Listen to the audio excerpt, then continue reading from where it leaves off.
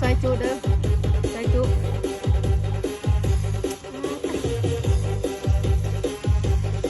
แก้วคม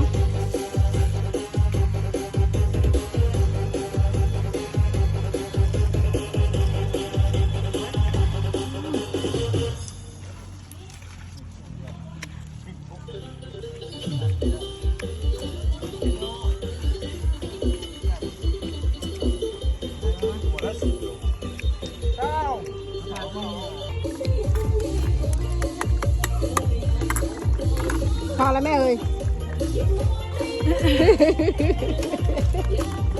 ยังถ่ายเดี๋ยวงานนี้ห่อ ชิได้แล้ววะห่อชุกก็ไม่ได้ห่อนิดเด้ ห่อซุกกันเลย มันท่าทางนั้นเนี่ย กินข้ากองไฟแบบนี้แล้วมันแซ่บผู้คั่วกับผู้คั่วผู้กินกับกิน ห่อยังกระโดดรถ